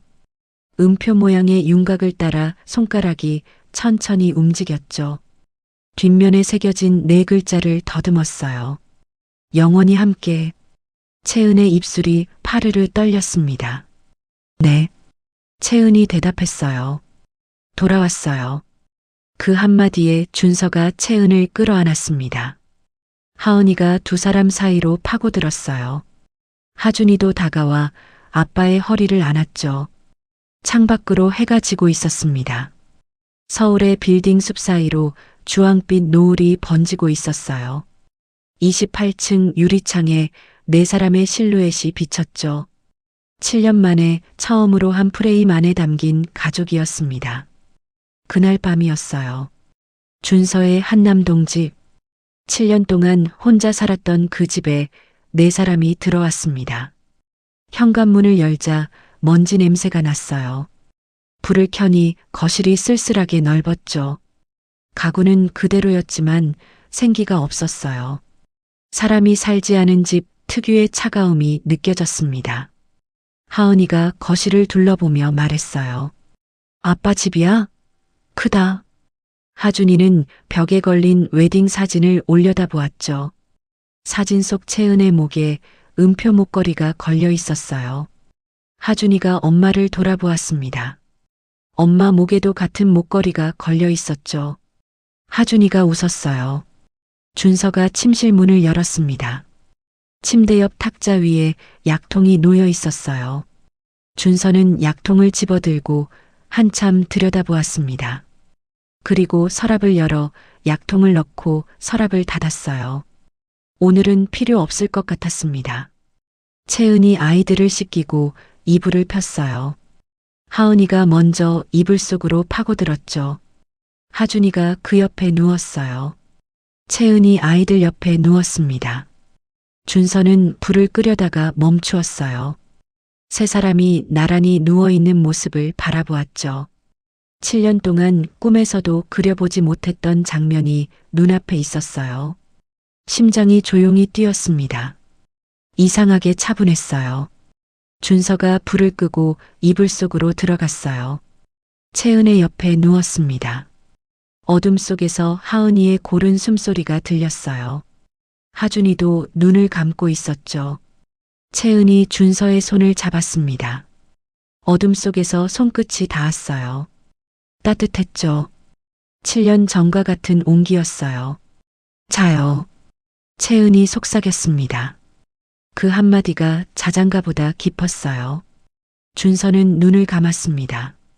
아이 우는 소리가 들리지 않았어요. 채은의 얼굴이 아른거리지 않았습니다. 텅 빈 침대에 차가움도 없었어요. 대신 왼쪽에서 하은이의 숨소리가, 오른쪽에서 채은의 체온이, 발치에서 하준이가 뒤척이는 소리가 느껴졌죠. 살아있는 사람들의 온기가 이불 속에 가득했어요. 준서의 호흡이 점점 느려졌습니다. 눈꺼풀이 무거워지는 게 느껴졌어요. 하지만 이번에는 두렵지 않았죠. 수면제가 아니라 가족의 숨소리가 잠을 불러오고 있었으니까요. 그렇게 배준서는 7년 만에 처음으로 약 없이 잠이 들었어요. 아내와 아이들 곁에서요. 지금까지의 이야기 어떠셨어요?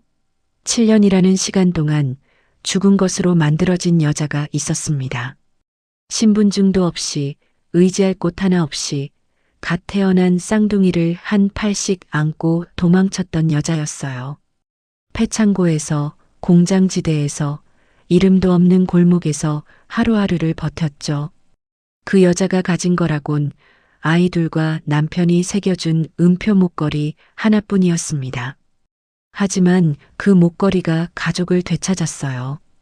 엄마가 쓰러지던 날 6살 하준이는 주머니에 목걸이를 넣고 폭우 속을 걸었습니다.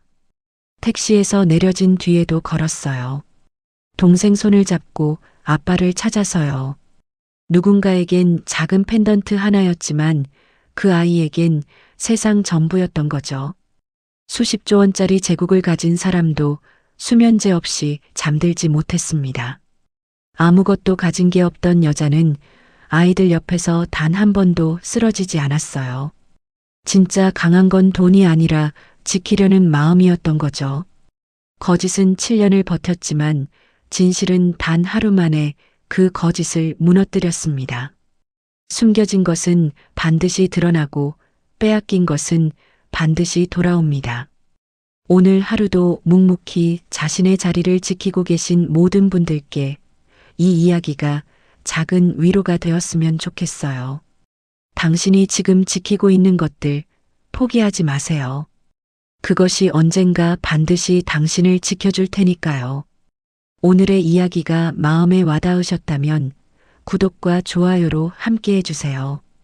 주인공들을 위한 따뜻한 한마디도 댓글로 남겨주시면 감사하겠습니다. 더 좋은 이야기로 다시 찾아뵙겠습니다.